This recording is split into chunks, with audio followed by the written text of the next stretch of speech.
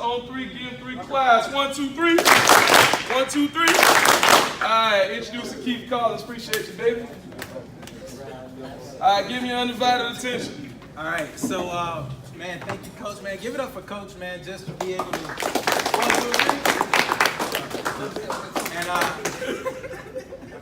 And we do a little something different. I got you, my bad. I just No, you're good. Yeah. And here's why it's so cool that your coach is willing to be vulnerable. Because if we're going to be honest with ourselves, there's a lot of men that we encounter that are unwilling to share their story. They only tell you the highlights. Their life is just Instagram. Well, you know, man, I got this girl, I was doing that, I was doing that. Coach was willing to share his story and how he gets to the point to where he is right now. I think that's powerful because right now we live in a generation where a bunch of people are fake. Raise your hand if you know some fake people. Who? I like a boy. Woo. All right, put your hands down for me. And so over these next few moments, I'm gonna try my best to give you the best version of myself. There's no try, I will give you the best version of myself. I didn't come here to just say, you can do it. Nah, that's over with. Because if we're gonna be honest with ourselves, like in this room, like you have family members that are struggling that need you to succeed. Am I right or am I wrong? Honey. Like some of us, we come to school and we got the same pair of shoes on. You get what I'm saying? So I'm not coming here to speak to you, to give you just a motivational speak. I want to empower you. Here's what I know about once you're empowered. Once you're empowered, you don't need me to say you can do it. Right? Some of us, we know how to put on a shirt. No one said, man, come on, you can put on a shirt. No one did that. You woke up and put the shirt on, am I right? Why? Because you've done it before. So in these next few moments, I want to give you some information or some tools that you can put in your belt so when life comes, you're ready and you're prepared. And you can take care of it. You can conquer it. So in these next few moments, these are what I want you to do. I want you to promise me a couple of things. The first one is this. I want to ask this question to you. Can I be my most authentic self? Y'all don't sound convinced. You really don't. Let's try it again. Can I be my most authentic self? Yes. All right, awesome. So that means I'm going to step on your toes. Do you hear me? I'm going to step on your toes. I might say some things that are contradictory to whatever your friends or your homeboys or maybe your parents might have taught you. That's okay. I want you to wrestle with it. Because once you wrestle with information, right? You wrestle with information, then you understand what truth is. The truth can never be taken away from you. Am I correct? Yeah. How many of you guys are guards? Raise your hand if you're a guard or a lineman. Raise your hand. Boom. You know what an A gap is, right? Nobody can take that away from you, right? You gotta understand truth. I can't come to you and say, nah, man, that's the C gap, right? You gonna look at me, man, you don't go and take your button-up shirt and go on out of here, right? The second thing is this. I don't want you to lie to yourself. Do you hear me? Yeah. Don't lie to yourself. Because one of the worst persons you can lie to is yourself. You're like, Keith, what do you mean by that? Well, think about this. We know friends who think they can sing, right? Yeah. Okay. Some of us, we believe that we're all that. And we're only the man on campus, if we're going to be honest. Right? And we know some people like that, right? Like, man, I saw him in the hood, boy, he be getting picked on, man. Like, am I right?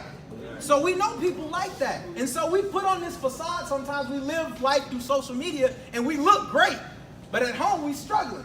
And that's the truth. So I don't want you to lie to yourself, because if you're honest with yourself, then truth, it can happen, and then transformation can really happen. Because if I lie to myself saying that I got a full afro, and I sit down into the barbershop and I'm like, yo, man, I'm feeling braids today. He gonna be like, dude, what you, like, dude, you got a bald head, right? He's gonna look at me, he's like, dude, you lying to yourself, dog. Like, let's keep it 100, right? So that's the start of, I guess you would say, everything that's gonna shape up this afternoon or these next few moments that I have with you. But I think it's very easy to walk in a situation like this and see a guy like myself and think, man, he's been speaking all his life and all that stuff. That's not so. I'm originally from Atlanta, Georgia. Anybody know where Atlanta is? All right, cool. Raised in Bankhead, where T.I. and all those people are from. Truthfully, my projects is no longer existing. They closed it down. It does not exist anymore. So I'm originally from Atlanta, Bankhead area. My story really started off, truthfully, this call of this life that I've been chasing after and going after started when my mom and dad split up. In fact, I really want you to get a picture of how my story started. Do me a favor, close your eyes for me. Close your eyes, tight, tight, tight, tight. Don't open them. Keep them closed. Now, if you got a wallet, slide your wallet on the table. Just playing. Just playing. But keep your eyes closed. Keep your eyes closed. Imagine this. Imagine you're 3 years old. Imagine you're 3 years old and your mom and dad are getting into an argument inside of the kitchen and you don't know what's going on. Only thing you hear is rustle of pots and pans. You hear yelling, I didn't do it. You hear this woman, what's wrong with you? And you don't understand what's going on, so you waddle in there like a 3-year-old, not really understanding, but you see a knife in your mother's hand. Next thing you know, you see a tussle, and next thing you know, your dad is cut. You blank out, next thing you know, you're looking at your dad eye to eye. He's squat down looking at you. He looks at you and he mumbles these words. He says, son, I love you. Blood trickling down his right arm. Open your eyes. That's how my journey began. My mom and dad split when I was 3 years old. So for me, I then decided, unconsciously not knowing, that I had this void. That I was trying to figure out who I was as a young man because my father and my mom split up. So next thing you know, I'm trying to figure out who I am as a young man by the old heads on the block. The guys that would look at me and tell me, you know, this is that. Just chase after that skirt, make the money, play the sports. That's going to determine your manhood. And so I started to figure these things out. My dad would try to come pick me up on the weekend. I said try because sometimes he didn't do it. I'm originally from Atlanta, like I told you, and so in Atlanta we got hills. Anybody know what a hill is, right? All right, cool. So I remember just sitting and waiting inside of the window for my dad to come. My dad had a deep voice. Well, he has a deep voice because he's still alive. He sounded like Barry White a little bit. Hey, son. So he called me on the phone. He's like, hey, son, I'm coming to pick you up. I'm like, sweet, Dad, cool, no problem. I'm excited. And my mom, trying to protect her son, you know what she did? What'd she tell me? No. Right? She either said no, or she said, don't get your what up? Hey, this guy seems like you know my story a little bit. She said, don't get your hopes up. So I'm like, Mom, you don't understand this. My dad for me was just like Superman. I don't know about you guys, but my dad, you ever told somebody, man, my dad can beat your dad? Yeah. That's what I told people, like, you don't understand. Like, my dad's slow, he can beat your dad. And so I would say that, right? And I would have this picture, and he was larger than life, and in my head, he was like 6'2". My dad's only like 5'8", 5'5". So he ain't super tall. But as a kid, he was a giant in my eyes. And so my dad would say that he'd come and pick me up, and then he would say he'll come pick me up at 3, 2:45 shows up. He's not there, I'm still high energy, like, yeah, he coming. Got my basketball in my arm. 2:50 shows up. He's not there. 3:05 shows up, I get that phone call. Guess what he's telling me? Can't come. Something's came up. Now, there might have been truth. There might have been an accident. There might have been something that is seriously wrong that caused him not to be able to come. But as a kid, you only remember those disappointments. Am I right? Right. Like, think about your parents. Like, some of your parents have done great things for you, but you remember, like, not being able to get the J's, right? You remember them taking your PS4 away from you, right? Right? Telling you can't go to that party, but you forgot that they put food on the table for you. And so I remember that from my dad, and I'm like, man, it's all right, cool. But I was slightly disappointed. And my mom would do her best to try to get father figures type men in my life, but you know what it is? If there's no marriage or anything like that, you know what, guys, if we're going to be honest, we're chasing one thing. Right? Like, we're chasing one thing. And so somebody just leave your cats off. I'm done. I'm done. Wow. And so, but think about this. And so my mom did the best she could. She got married to one guy, and I thought this was going to be the guy to be the father figure on a consistent basis in the house. Because my dad, he went on to get married, and he had 3 other kids, and he lived less than 10 miles away from me. Okay. When I said I live in the projects, man, we have floors just like this. I go to my dad's house, they got carpet. And you know how it feels on your feet when you got carpet compared to this. right? You squeeze your toes all in the carpet. It feels good a little bit, right? You feel a little bit more relaxed in carpet. And so my mom did the best she could, but yet this first gentleman who she tried to marry, he didn't love her like that. In fact, I witnessed him try to attempt to kill my mom. Like he was drinking one night, and he went over the edge. He pushed the boundaries. Next thing you know, I have to call 911. My mom calls 911, and next thing you know, that relationship is over. Other father figures tried to come into my life. One guy I asked, yo man, what size shoe you wear? He said, ask your dad what size shoes he wear. And my mom was like, nah, we ain't gonna play that game here. And my mom, she always wanted me to be better than her in life. And my dad, he would always tell me this crazy thing. He would always say this when he picked me up on the weekends when we did have opportunities to hang out. He said, son, you know, man, I can't provide everything it is in the world that you want, but the best thing I can tell you is the spiritual foundation of who God is. And for me in my head, like, yeah, cool, that's great, man, but can I get $5, man? These J's just came out, I'm a couple of dollars short, right? And so I'm not coming to you to speak on a religious tip or anything like that, but I'm just trying to tell you the perspective that my father had. I didn't understand that. And so I go to middle school, and I go through middle school, and I trek through middle school, and then eventually I find myself in high school. Middle school, I toured around and played football. My middle school team, we were undefeated. It was pretty nice. Played a little track, did a little track, little shot put. Anybody throw the shot put in here? Yes, that's sweet. It's all 2 people. Good, thank you. So I was a little chubby boy, about 170 pounds out there. I was a little center. And so I go to middle school, then I get to high school. High school, my mindset changed because, remember, my dad would tell me the things not to do because most parents, they tell us what not to do. We're not understanding the why behind things.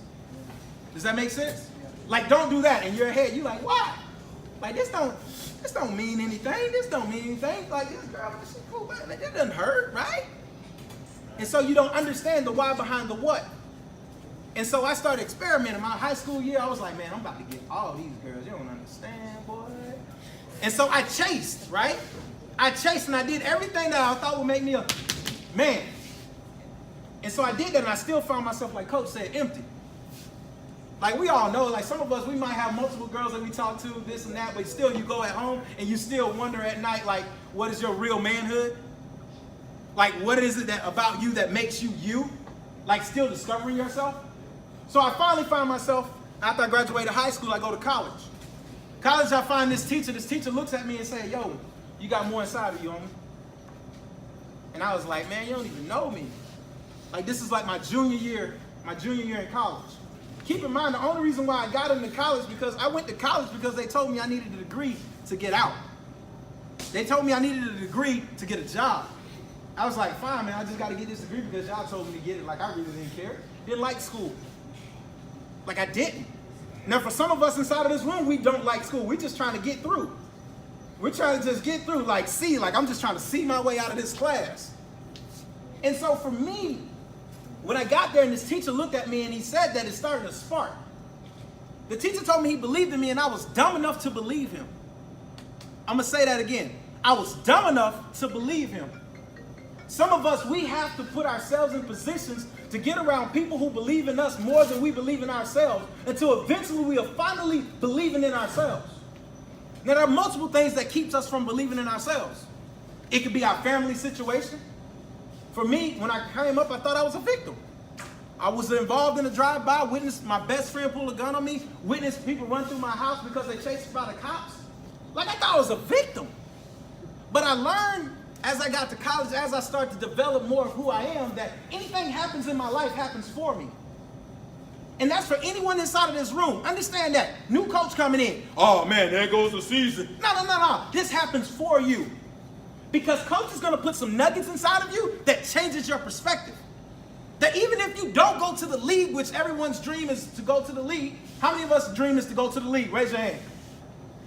Cool. That's 3.5 years you're in the league, right? That's the average, am I correct? 3.5 years, 2.5, right? So if you work your way up to get to that point, what are you going to do afterwards? And I'm not asking you that question to be down on you, to be hard on you, anything, but I want you to think about it. Because coach is going to give you some values in this system, and the coaches here are going to give you values in the system, so when you walk out, you're not just going to be a success. You can walk out and you can be successful, and you can leave what it says right there. Make your mark. You can make your mark on this world. You can make your mark on this community. So when people encounter you, they're not just encountering you. They're encountering more than just you. So fast forward, as I get with this teacher telling me I have more inside of me, I was dumb enough to believe him. I started exploring, I excelled in this class, and then the second semester, he said, hey, I tell you what, you come back. You come back and you be a liaison for my class. I was like, sweet, cool, I did that. I was able to have lunch with this teacher, man. The crazy part with it, man, we even went skydiving. Like this teacher, 70 years old, we're skydiving, all these amazing things together. And then eventually, in that time frame, I was dating this girl, and we started dating and all of this good stuff. And she was telling me, hey, I like you. I was like, I like you too, girl. You know how we met? She was like, yeah, I know how we met. And I was on social media and everything. We met through Facebook, which is crazy. Like when you had to be like in college to meet through Facebook. Yeah, like right nowadays you got like 5th grade or something. Yeah. So, but that's what happened. We met. We met through Facebook. And so we had love, and I chased and I did all the things that you would do because you have a girlfriend with no commitment and you just living life. Am I right? Guys, do I have to say any more? All right, cool. We'll leave it at that then. And so me and her chasing, we're having this relationship and things like that, but I was asking, I was like, is there more to this? And she asked, was there more to this? In fact, 2nd year dating, she was like, I was praying and, I was talking to God, and she said, you know what? We're going to have a kid, and then we're going to have a child, and we have this child, his name is going to be Jeremiah. First thing, what I thought. Right? She tripping, right? Because living in Atlanta there were 7 women to 1 man. So what I mean by that is, you're one dude, 1, 2, 3, 4, 5, 6, you count out 7 girls to your 1 number as a guy. So you can see the options, right? And then going to college, there wasn't many African American males. There was like, what, 30% of the population, less than 30% of the population. So when I went to college, there wasn't a lot of people that looked like me there. So I'm like, yo, girl, if this don't really work out, I got the pick. There's Brittany, there's Ashley, there's Tamika, that's like my mindset. But I say that because here's what I didn't understand. I didn't understand that I had a young lady there at the time that was looking to go through life with me. Because most of us, if we're truthful and honest with ourselves, we really don't just like playing the game. We want to be successful at it. We want something real, right? We don't want the fake. And so next thing I know, I get to college, and I'm getting ready to graduate from college. I graduate May the 7th of 2011. May the 12th of 2011, I moved to Florida. May the 17th of 2011, I started working with the company that I previously worked for. And I worked there for a great bit of time, and then eventually I started looking at the people around me, and I started saying to myself, do I really want to be like them? And that's a good question to ask, because truthfully, I can tell where every single one of you guys is going to be in the next 5 years by the books you read and the people you associate with. I'm going to say that again just in case you missed it. I can tell where you're going to be in the next 5 years by the people you associate with in the books you read. You're like, man, how you going to tell that? Well, here's a question. I can probably tell you how much you're going to make because of your friends. Do your friends have jobs? Do you have a job? No. You get what I'm saying? So sometimes we find ourselves hanging with people that are so insecure that they need our approval. They laugh at our jokes just so they can stay cool. And you know those people, am I right? You look at them like, man, the joke ain't even funny. You like, man, that's funny, man. Yeah, that's funny. Yeah, that's funny. That. Like, man, you don't shut up. Boy, that joke wasn't even funny. Right? But why does that happen? Insecurity. And so eventually I started finding myself being able to speak. I spoke to thousands of youth, thousands of adults. And then eventually I got the nudge to really chase after my dreams and start my own company. So I started my own company as a speaker, author, and transformation coach. And yes, I did say author, right? Like, ooh, author. But in that, here's what I found out. There's a couple of key things that I want to give you that I'm going to land this plane with you guys. I want to talk about a topic of self-leadership because that's my story. So you know who I am, you know who I am, you know how we get to where I'm standing in front of you. I want to talk about self-leadership, and there's a couple of aspects to self-leadership that I think is very important. Because truthfully, if we're going to be honest with ourselves, you can't lead anyone until you lead who's first? You got to lead yourself first. Like you're sitting in the chair. Who got you here in the chair? You. Your shirt that you put on. Who put that shirt on? You. So when we talk about self-leadership, I'm talking about personal responsibility. And here's two things you need to know. First is this, that you only control your attitude and your actions in this life. Nobody can make you do anything. In class, you can't be like, oh man, he made me do it. Nah, you only control two things in this world, your attitude and your action. You can't control who your parents are. You can't control your economical climate where you live right now with your parents. You can't change that. You only control your attitude and your actions about your situation. So that's one thing that you control. The second thing is this, man, you control your drive. Like you literally control your drive. And so the first thing itself, I want you to be specific. You must understand in self-leadership, you must be specific with what you want. And here's what I mean by that. Have you guys ever had like Thanksgiving meal? Thanksgiving or something like that, right? Have you ever like didn't know really what you want? And then somebody else just like swooped the last piece of turkey? Like right from under you because you ain't know what you want? Have you ever, and you guys drive? Okay, folks who drive, right, perfect. Have you ever driven behind someone who didn't know where they were going? Man, how frustrating is that? Right? Like right now, if I were to ask you to get up and come with me, first question you'll ask me is what? Where, what? Where? Where are we going? Coach said follow him. Wait, time out. Coach said follow him this season and this year, right? He asked you where we going. You asked him where we going, right? Championships. He's saying championships. He's saying let's go to the next level. He's saying, you know, that 9-1 season we had a couple of years ago, how many of you guys were a part of that 9-1 season? What was it, 9 and what? It was 1 and 9? Yeah, it was 9 and 1, 9 and 2, 2 years ago. 2 years ago, you was 9 and 2. Who was in here? Was anybody here for that? Raise your hand. You? What did it feel like? Great. Say it again? Great. It was great, right? Like you walked around campus, you wasn't ducking your head. You walked around, girl, you know on the football team, right? Like you know we 9 and 1. Like we 9 and 2. You understand that, right? Right? Now when you're leading something, here's the thing about you guys, you must understand this. You guys are football players. Between you and basketball, you're the leaders of the school. Like if we're gonna be honest with ourselves, and I played football in middle school and I played it in high school as well. When you're on varsity and you in high school and y'all winning, you're leaders. Like there are JVs wishing that they want your spot. Like they want your spot. Like, oh, you the running back? Oh, sweet, I'm coming for you. Like this day and age, I think it's kind of funny though. Some of them are intimidated because you say you're on varsity. In my day, we didn't care. We can't take your spot. Straight up. Like that's just honest. Ask Coach. Coach played here. Straight up. Like nobody was like, oh my goodness, you're a varsity. You know, it's like, oh sweet, cool. That means Coach either gonna play you or me. And so I want you to understand that there's a weight to what you have. You can't just walk on and wear the Piper gear and just be excited about wearing the Piper gear. You in school stunting like this and pictures on Instagram. No, it's more than that. It's more than that.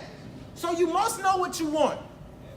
And I'm going to ask you guys, what do you want? Do you want to win? Yeah, I want to ring. Let's try that again. Do you want to win? Yeah. So we say that. Listen, we say that, but as Coach said, everything else outside of that lines up to winning. And so that's why Coach brought me in, is for the mind shift, for the transformation. Because some of us got old mentalities. Some of us think we can come here and not wear the gear, not wear the shirt like Coach asked us, and it'd be okay.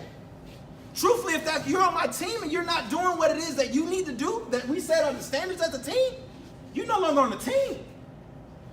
Like it shouldn't be Coach's responsibility to correct that. Do you understand what I'm saying? Like it shouldn't be Coach, hey man, why you don't have your shirt on? Because listen, it's easier for me to check you and we play on the same team and I'm side by side as opposed to Coach doing it. Am I right or wrong? You receive it better. Like inside the classroom, you tripping, you acting up in class like, yo, check yourself. Like that's what I'm talking about as a family. That's what you guys need to have. So you must be specific on what you want. And the question for that, what do you want in the next 3, 6, 12 months? Think about that. Like think about what you want. Yeah, the ring is cool, man, but what's going to be the preparation for the ring? Is it going to be working out? Is it going to be taking care of your classwork? Is it going to be doing the right thing at home? Because home situations matter, because that affects you on the what? Field. If you don't believe me, ask the dude who just got cut from the Cincinnati Bengals. Right? AJ Green? No, the other guy who got cut. Right? He can't get it right off the field, so guess what? He worked just as hard as you guys wanted to, and he did everything that he could, and he finally got to the league, but never got the thing that coach was trying to teach him, which was how to line yourself and how to be right, how to be disciplined, how to have standards. And it got plucked away from him. I don't want that to be you, young man. The second thing is self-leadership. You must take risks. You must evaluate. You must actually do things. You must take action. And so here's what I know. Your beliefs plus your actions equals your results. Some of us, we play teams that are pretty difficult, right? Who's a difficult team? Who cares about them? But listen to what I'm saying. I said, who is the difficult team? And we set the team up right? Some of us, we get scared when we say that. Now, don't say, no, not me, because when it shows up and the other guy has his mouthpiece in, you can't see anything. He got it blacked out all on the side of his helmet, and you looking at him straight eye to eye, and we get scared. Oh, it's quiet all of a sudden because I did what? I stepped on the toe. If we're going to be honest with ourselves, it does not matter. Your beliefs plus your actions equals your results. They bleed just like you. Right? They hurt just like you. Like they pinky toe, they hit it in the morning, they go, ouch. Just like you. So we're all human. If we walk in knowing that's the even playing field, the thing that's going to separate us is us being able to take our experiences and evaluate them. So coach is going to have y'all to look at film, right? Yeah. That's an opportunity for you to grow. I'm going to say that again. Taking a look at film is an opportunity for you to grow. And we already said we ain't going to lie to ourselves this year, right? Right. So if coach calls you out, you take it. Don't say, oh, man, that wasn't my fault, man, because the DB, man, he went on the back there, because he went on the back down there, it wasn't even my fault. Coach, look, my cleats weren't even right. No, man, get out of here with that. Own up and say, yes, I take that. That's my fault. Because the moment you accept and take full responsibility, your life can then change. Do you understand what I'm saying? You can't point the finger. As long as I point the finger, that means you got to change. Someone else has to change before you can do what you got to do. And I say that, and I want you to understand that so badly, because there's a whole entire world out there that points the finger at everyone else. My situation with my father, that is not his fault. Everything in my life has happened for me, so I use that as a tool to guide me, to lead me. And I created this right here. This is a book. I took my life experiences and packaged it together to help other men like yourself to navigate life. Because we go through ups and downs, we go through troubles, and we try to figure out how to balance it and how to manage it. So anything that happens to me, it happens for me. So then when coach looks at you and he tells you what you have done wrong, you must say, okay, coach, how can I use and improve to get better? Do you understand what I'm saying? Because coach want to work with that person. Like if you ask someone to do it and they give you all the excuses, do you really want to work with them? Let's be honest. No. You don't. So let's not do it to someone else. So we know about ourselves, right? So we said we're going to be specific. We said we're going to evaluate. And understand this, there's no such thing as failure. Yes, you might miss an assignment, but if you take that assignment and you look at it and you don't make that again, you then learn from it. Most people say experience is the best teacher. Have you ever heard that? Yeah. That's an absolute lie. It's evaluated experience is the best teacher. Because once you evaluated experience that you did, you then can draw new knowledge and new understanding, and then that's how you get better. Does that make sense? Yes. So the next thing is this. We talked about evaluating experience. The next thing is this. I'm going to say you gotta find yourself. You guys good? All right, sweet. You got to be able to level up. And what I mean by leveling up is being able to get yourself in an uncomfortable position. Find yourself a way to be stretched. Like you have to change the way you think. The majority of us, we've been stretched before, right? Does it hurt? Yeah. It hurts when you stretch and you tight. Like, the 2 days, coach, Like you must stretch. And here's what I know about stretch. Stretching is uncomfortable, am I correct? Yes, sir. Nobody wakes up and like, ooh, I can't wait to stretch and be in pain. Like, I love it. Like, no. Like, no one does that. So when coach comes to you and coach is here, they're going to stretch you. They're going to stretch you physically, they're going to stretch you mentally, and they're going to stretch you emotionally. It's part of life being able to be stretched. And I want you to understand that the question that you must ask yourself in terms of stretch, when's the last time you looked at your life and then you took it and you evaluated from being stretched? Another thing you can say to that is, when the last time you allowed someone to stretch you? You get what I'm saying? Because we live in a world that when someone says something that's against what we want or what we like, we call them a hater. Right? Yeah. Like, soon as, hey man, you know, on that the other turn that you did, man, it was the wrong move. You should have did. Man, you just, hey man, because I'm more better than you, man. No, I'm trying to help you. I'm trying to stretch you. I'm trying to grow. And that's the type of accountability as a team that I feel we all need. Do you agree?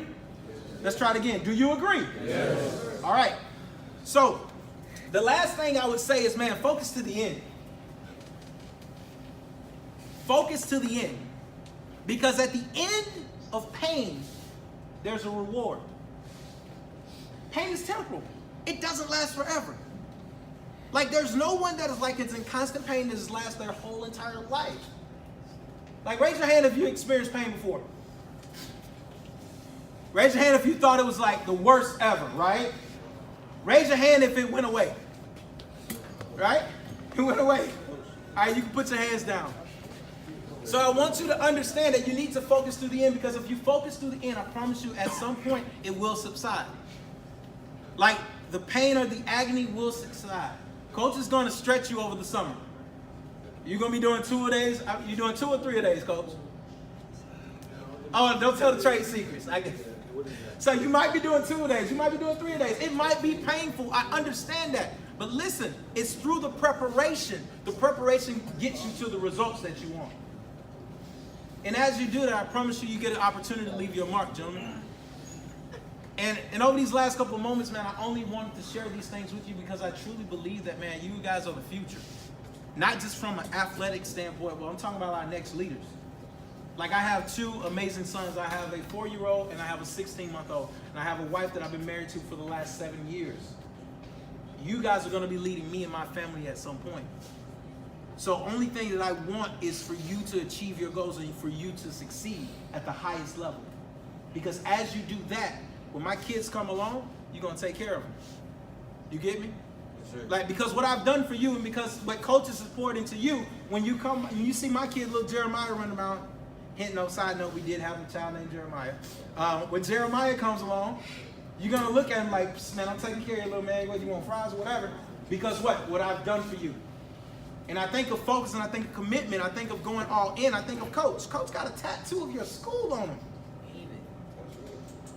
Do you understand that? That's commitment.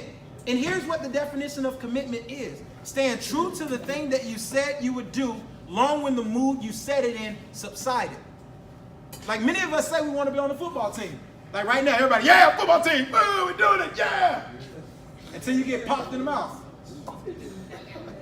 Until you get hit and you get laid out. Until coach get up in your butt and you don't like it. Or till when your teacher tells you, if you want to play for the team, you need to step up in your grades. That's when it gets real. That's when we say if you're really committed to this thing. Because I'm going to be honest with you, life has a way of squeezing out the weak. Am I right or am I wrong? Right. And so if we know that, we can then look at life at a different lens. You guys are the ones that are going to leave your mark. You can look at coach, you can look at your guys, you can look at this whole entire group, and you can look at it as a brotherhood. Like, there shouldn't even be any cliques inside of this team. You get me? There shouldn't even be any cliques. And truthfully, to be honest with you, you guys should be leading the JV team. The JV should be aspire to be like you. So there's not this in terms of your season. Oh, the seniors ain't here. We ain't going to win. Psst, get out of here. I was waiting till he leave, man. I had some better moves anyway. Right? So that's what I want you guys to do, man. I want you to be able to look at your life, man. Be specific on what you want. Ask yourself the question, what is it that I want? I want you to evaluate your experiences. I want you to ask yourself the question, what is it that can I learn from what's going on right now? And then from that, I want you to level up. Who is it that you can be stretched by? Who is it that you can learn from to get you to the next level? And the last and final thing, man, I need you to focus to the end, man. And so with that being said, that's been my time, man. Thank you guys so much for the opportunity to speak to you guys. It's been a pleasure for me. You guys rock.